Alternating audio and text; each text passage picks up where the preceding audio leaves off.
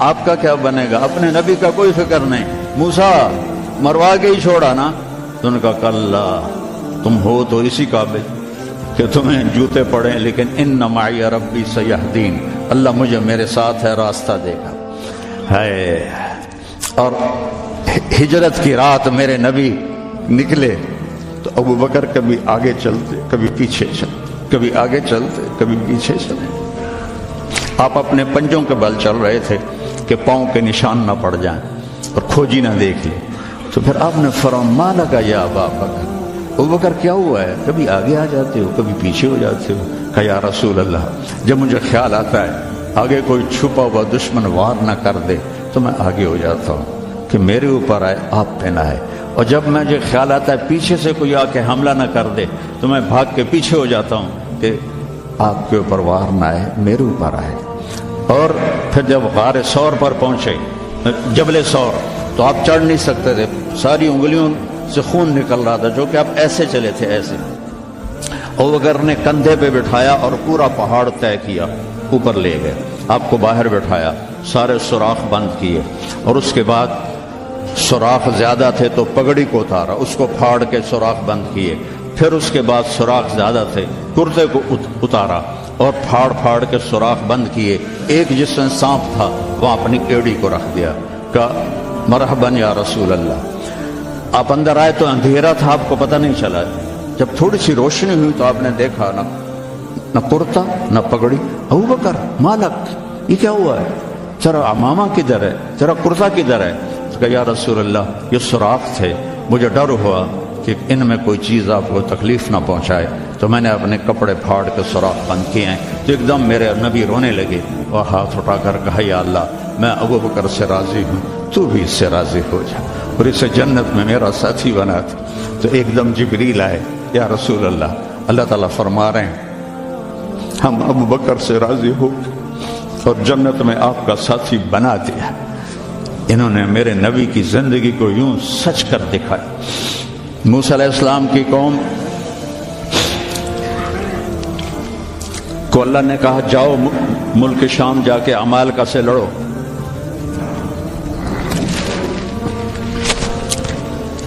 ان کا اذهب انت وربك فقاتلا، تو جا تیرا رب جائے، ہم نہیں لڑتے. اور بدر کے لیے جب آپ نے پوچھا بولو کیا کرنا ہے تو مقداد ابن اسود نے کہا اذا لا نقول كما قالت بنو اسرائیل اذهب انت وربك فقاتلا بل نقاتل امامك وخلفك وعن يمينك وعن شمالك. یا رسول اللہ ہم بنو اسرائیل نہیں ہیں کہ کہیں جاؤ اور تو تیرا رب لڑے، ہم آپ کے آگے لڑیں گے، پیچھے لڑیں گے، دائیں لڑیں گے، بائیں لڑیں گے، ہماری لاشوں سے گزر کر وہ جائیں گے. بنو اسرائیل نے سمندر پار کیا، آگے پتھر کے بت کی پوجا ہو رہی ہے. یا موسیٰ اجعل لنا الہا کما لہم آلہہ، یا اللہ موسیٰ ایک خدا ہمیں بھی لے کر دو اس جیسا. یہ بنو اسرائیل ہیں اور میرے نبی کا انتقال ہوتا ہے پیر کے دن، اور ابو بکر صدیق اوالی گئے ہوئے ہیں اپنی دوسری بیگم کے پاس. ان کو خبر ملتی ہے تو وہ بھاگے ہوئے آتے ہیں اور آپ کے چادر ہٹا کر آپ کا ماتھا چومتے ہیں اور گرم گرم آنسو ماتھے پہ گرتے ہیں. واہ خلیلہ واہ صفیہ واہ نبیہ. اور اس کے بعد آپ مسجد میں جاتے ہیں تو شور و فغاں ہے اور عمر تلوار لے کے کھڑے ہیں. جو کہے گا اللہ کا رسول فوت ہو گیا میں اس کو قتل کر دوں گا، وہ اللہ کے پاس گئے ہیں، وہ واپس آئیں گے. تو ابو بکر ممبر پر آئے، کہا عمر اقعد اقعد. کھڑے ہوئے آدمی کو کہنا ہو بیٹھ جاؤ تو اقعد، وہ لیٹے ہوئے آدمی کو کہنا ہو بیٹھ جاؤ تو اجلس. یہ حسن عربی ہے کہ ہر حیت کے لیے الگ لفظ ہے. کھڑے کے لیے اقعد، لیٹے ہوئے کے لیے اجلس. عمر اقعد، کہا نہیں بیٹھوں گا. تو پتہ چل گیا کہ جوش میں ہے. ممبر پر آئے، ایھا الناس من کان یعبد محمدا فإن محمدا قد مات. جو محمد کی پوجا کرتے تھے وہ سن لو کہ انہیں اللہ نے بلا لیا، ان کا انتقال ہو گیا. ومن کان یعبد اللہ فإن اللہ حی لا یموت. اور جو ایک اللہ کی پوجا کرنے والے ہیں ان کا رب زندہ ہے، موت سے پاک ہے. میرے نبی نے ایسے لوگ تیار کیے جنہوں نے میرے نبی کی زندگی کو سچ کر دکھایا اور جانوں کے نذرانے پیش کر کے آپ کی زندگی کو دنیا میں زندہ کیا۔ اس لیے واحد جماعت ہے صحابہ کی جن کی زندگی میں ان کو جنت کے وعدے کر دیے گئے، کلن وعد اللہ الحسنی۔ اس میں سابقین بھی اور لاحقین بھی، سب کے لیے جنت کا اللہ تعالیٰ نے وعدہ فرما دیا ہے۔ ایک امت تیار کی، ایک امت تیار کی۔ سارے قرآن نہیں پڑھے ہوئے تھے، حضرت خالد بن ولید نے فجر کی نماز پڑھائی، تھوڑی سی آیات ایک جگہ سے پڑھی، تھوڑی سی ایک جگہ سے، تھوڑی سی ایک جگہ سے، اس طرح کر کے انہوں نے نماز مکمل کی، اور نماز کے بعد کہنے لگے لقد شغلنی الجہاد عن القرآن، بھائی معاف کرنا، جہاد کی وجہ سے میں تو قرآن بھی نہیں پڑھ سکا۔ لیکن بنے کیا، وہ بنے کیا؟ موتا کی جنگ ہے اور میرے نبی کے سامنے منظر کھل چکا ہے۔ آپ نے فرمایا تھا جب چلے تھے کہ پہلا امیر زید بن حارثہ ہوگا، یہ شہید ہو تو پھر جعفر بن ابی طالب ہوگا، یہ شہید ہوں تو پھر عبداللہ بن رواحہ ہوں گے، یہ شہید ہوں تو پھر جسے مرضی بنا لینا۔ ایک یہودی سن رہا تھا، کہنے لگا اے ترایت گئے، یہ گئے، یہ نہیں زندہ تھے۔ تو اور وہاں 1,00,000 رومی اور 3,000 صحابہ۔ تو حضرت زید بن ثابت شہید ہوئے، اللہ کے نبی نے کہا تقدم زید فقاتل وقتل ودخل الجنہ ثم اخذ الرایۃ جعفر فقاتل وقتل ودخل الجنہ۔ پھر عبداللہ بن رواحہ ایک کونے میں 3 دن سے کچھ نہیں کھایا تھا، گوشت کی بوٹی نوچ رہے تھے کہ آواز پڑی جھنڈا گر گیا ہے عبداللہ، تو انہوں نے وہیں پھینکا۔ پہلے 2 درویش تھے، فقیر تھے، یہ بڑے مالدار تھے، پہلے 2 مہاجر تھے، یہ انصاری تھے، 4 بیویاں تھیں، باغات تھے، غلام تھے۔ فتردد بعد التردد، تو تھوڑی دیر کے لیے بیوی بچے غلام باغات کا خیال آیا، تو کہنے لگے عبداللہ بیویوں کا خیال ہے سب کو 3 طلاق، باغات کا خیال ہے سارے صدقہ، غلاموں کا خیال ہے سارے آزاد۔ اقسمت یا نفس لتنزلن کارہۃ او لتطاوعن ان اجلب الناس وشد الرن ما لی اراک تکرہین الجنہ قد طالما قد کنت مطمئنہ هل انت الا نطفۃ فی شنہ۔ اے عبداللہ کافی زمانہ گزر گیا ہے زندگی گزارتے ہوئے، چل اپنے ساتھیوں کے ساتھ مل تو بھی، اور جھنڈا اٹھایا اور آگے بڑھے۔ اور آپ نے فرمایا، اور عبداللہ نے جھنڈا اٹھایا اور آگے بڑھے اور قتل ہوئے، اور پھر آپ خاموش ہو گئے تھوڑی دیر کے لیے۔ انصار کہنے لگے کہ ہمارے اوپر قیامت ٹوٹ پڑی کہ کیوں رک گئے، کیوں رک گئے؟ دونوں کی دفعہ تو فوراً فرمایا، اب کیوں رک گئے؟ پھر آپ نے کہا وَدَخَلَ الْجَنَّةَ۔ تو انصار نے عرض کی یا رسول اللہ آپ رک کیوں گئے تھے؟ کہا وہ تھوڑا سا اس کے دل میں کھٹک آئی تھی، اس لیے جنت میں جانے میں تھوڑی دیر ہو گئی۔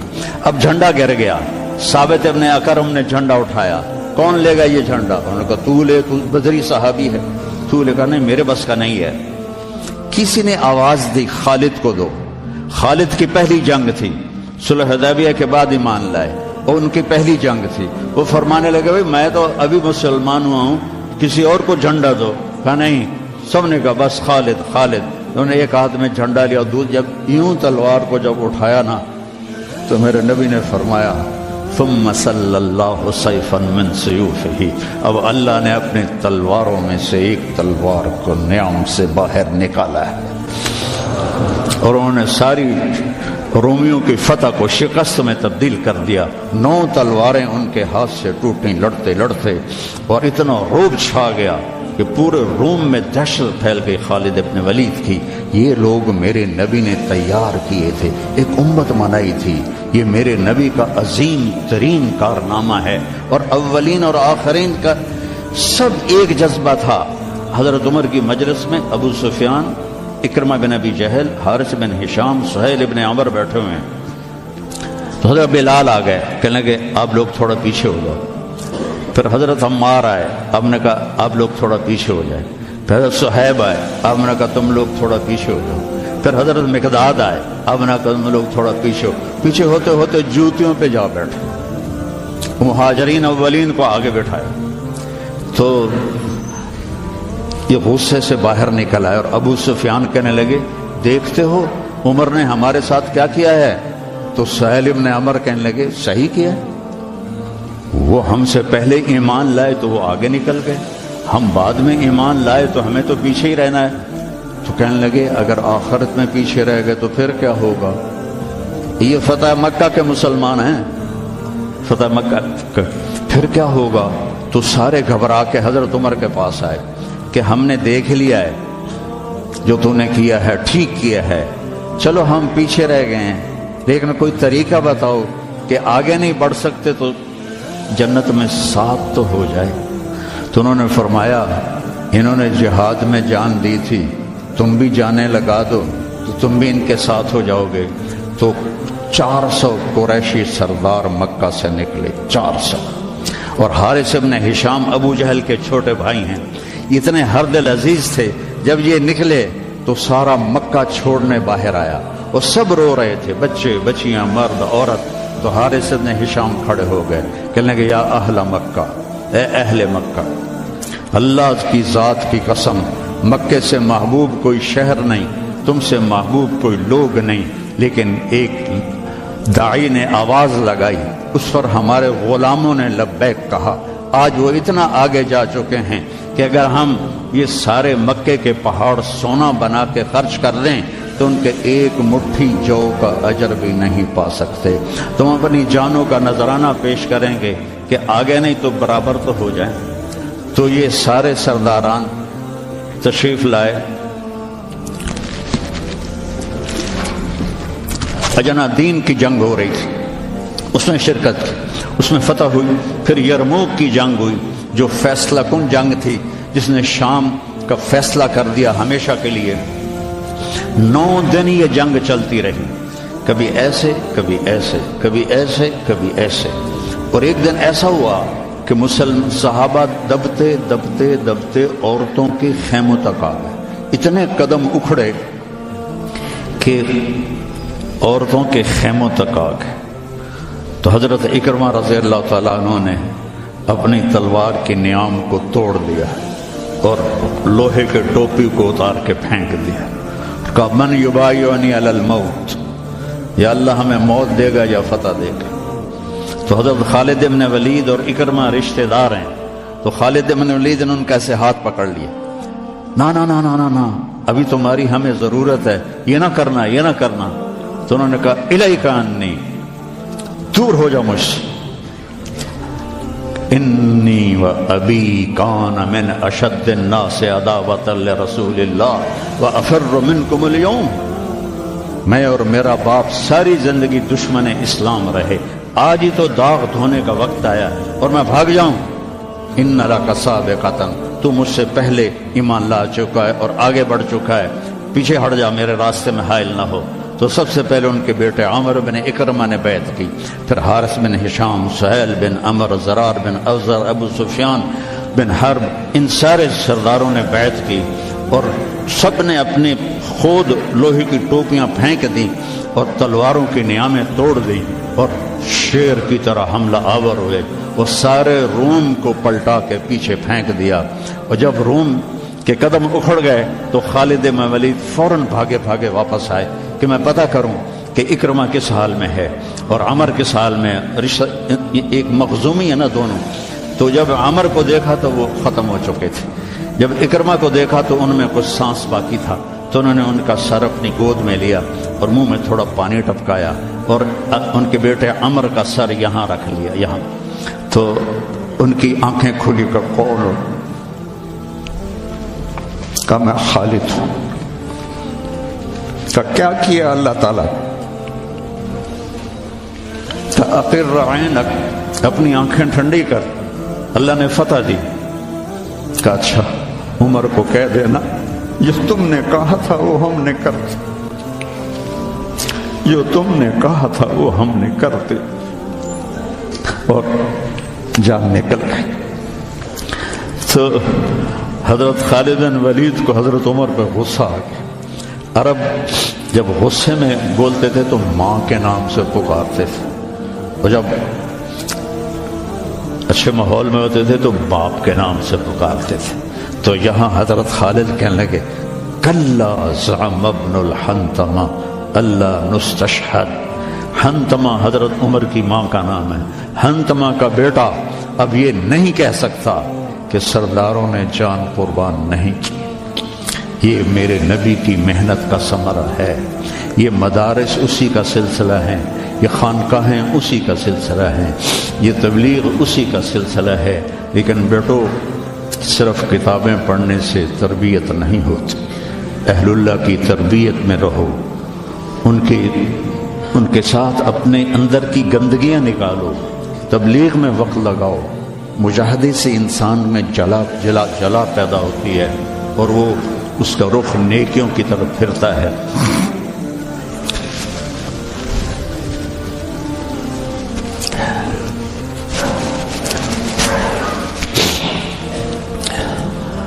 تو نیت کرتے ہو سارے؟ چند باتیں کہتا ہوں. اپنے اس ماحول میں غیبت کسی کی نہ کرو نہ سنو. غیبت اشد من الزنا. غیبت زنا سے زیادہ سخت کام ہے.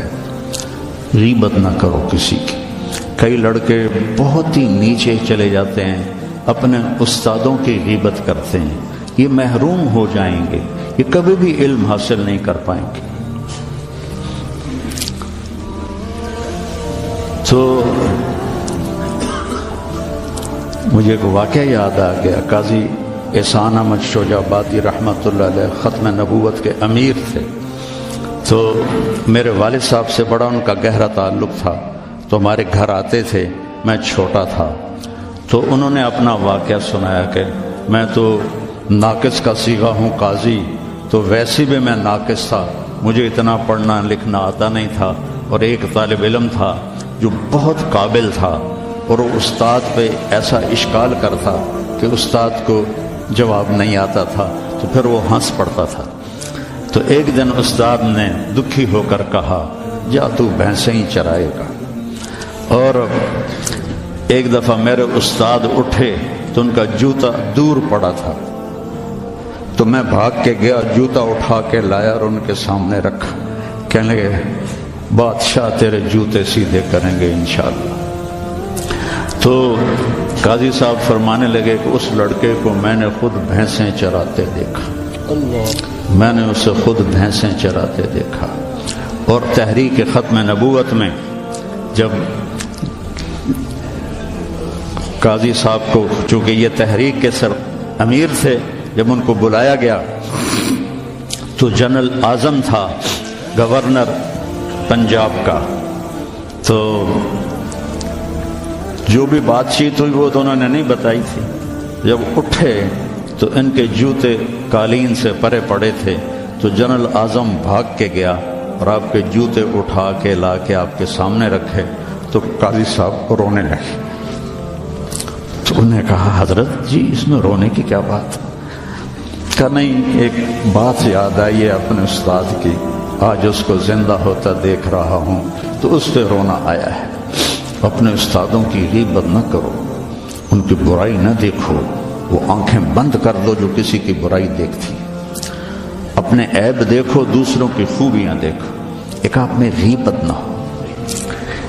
کوئی آپس میں لڑا ہوا نہ ہو کہ میں نے اس سے بات نہیں کرنی. اب بچے ہیں, جوان ہیں, ہو سکتا ہے کوئی بچہ کسی بچے سے لڑا ہوا ہو اور اس کی بول چال بند ہو. تو ایسے دل کے اوپر تالے نہ لگاؤ. اپنے دل کو کھلا کرو اور معاف کر دو اور اس کے سینے سے لگ جاؤ. تب جا کر تمہارے اندر علم کا کچھ نور آئے گا. جس دل میں بغض ہوتا ہے اس میں علم نہیں آتا ہے. اور پہلی تکبیر اولا کی کوشش کرو. تکبیر اولا کے ساتھ نماز پڑھنے کی کوشش کرو. تکبیر اولا کے ساتھ نماز پڑھنے کی کوشش کرو. اب جوان ہیں, تہجد کی پابندی کرو. بڑی پرانی بات ہے. مولانا یوسف صاحب رحمہ اللہ کے تھے ایک تربیت یافتہ میاں جی نیواتی. تو ان کی جماعت آئی ہوئی تھی تو میں ان سے ملنے گیا. مجھ سے کہنے لگے مولوی صاحب اگر اپنی بات میں اثر پیدا کرنا ہے تو رات کو اٹھنا سیکھ لے، اگر اپنی بات میں اثر پیدا کرنا ہے تو رات کا اٹھنا سیکھ لے۔ یہ آپ سے بھی کہتا ہوں کہ رات چاہے 2 نفل پڑھ لو، لیکن رات کو اٹھ کر قم اللیل الا قلیلا نصفہ او انقص منہ او زد علیہ ورتل القرآن ترتیلا۔ یہ رات کا اٹھنا ان ناشئۃ اللیل ہی اشد وطئا واقوم قیلا ان لک فی النہار سبحا طویلا واذکر اسم ربک وتبتل الیہ تبتیلا۔ رات کا اٹھنا یہ آپ کے اللہ سے ملا دے گا آپ کو۔ آپس میں نفرت نہ ہو، آپس میں نفرت نہ ہو، آپس میں کسی سے بول چال بد نہ ہو، کسی استاد کی بے اکرامی نہ ہو۔ پھر چاہے تمہارے کچے پچے سبق بھی ہوں گے نا، جب اللہ کام لینے کا ارادہ کرتا ہے پھر کچا پکا نہیں دیکھتا، پھر اسے قبول کرتا ہے۔ مولانا تعالی شاہ بخاری رحمہ اللہ نے دورہ نہیں پڑھا تھا، صرف مشکات تک پڑھا تھا، تو وہ جب کبھی علماء میں بیان ہوتا اس جیسا تو کوئی خطیب ہندوستان میں تو کم از کم آج تک نہیں آیا۔ وہ کہتے علماء کرام مجھے تو مشکات ہضم نہیں ہو رہی اور میں گلی گلی پھر رہا ہوں، تم سارے دورے پڑھ کے آرام سے بیٹھے ہوئے ہو۔ یہ ان کا ایک جملہ مجھے سنایا ہمارے استاد مولانا ظفر صاحب رحمہ اللہ، فوت ہو گئے پھینگی میں، ان کا مدرسہ تھا جامعہ خالد بن ولید۔ تو بچوں آپس کی محبت سے رہو، اپنے سبق کے ساتھ انصاف کرو۔ مولانا منظور صاحب آپ کے بہت بڑے محسن اور ہمارے مکتب فکر کا بہت بڑا یہ سرمایہ ہے، تو ان کی دل سے محبت کر۔ یہ چیزیں محبت سے منتقل ہوتی، محبت سے چیزیں منتقل۔ یہ ٹیلی فون نہیں، 2 ایسے کرتے ہیں یا یوں ایسے لگاتے ہیں تو سارا ڈیٹا دوسرے فون میں چلا جاتا ہے کہ نہیں؟ سارا ڈیٹا چلا جاتا ہے۔ یہ وہ فون ہے، ان کے ساتھ جڑو گے تو ان کا ڈیٹا تمہارے اندر چلا جائے گا، کسی کی دعا لگ جائے گی۔ ایک دفعہ واقعہ سنا کہ میں بس کرتا ہوں۔ میں مدرسے کا امیر تھا رائمنڈ میں، تو مجھے سارے دن کی کارگزاری سنانی ہوتی تھی مولانا احسان صاحب کو، جو آج کل بہت علیل ہیں۔ تو میں برآمدے میں کھڑا تھا، سردیوں کے دن تھے، تو مولانا عبد الرحمن صاحب رحمۃ اللہ علیہ میرے استاد تھے، سب سے شفیق، وہ برآمدے میں ان کا بستر ہوتا تھا، مولانا احمد بٹلہ وہ، تو انہوں نے کروٹ بدلی اور کیا ہائے زور سے، تو احمد بٹلہ صاحب فرمانے لگے مولوی صاحب خیریت ہے، کیا ہوا؟ کہنے کہ سر میں بڑا درد ہے۔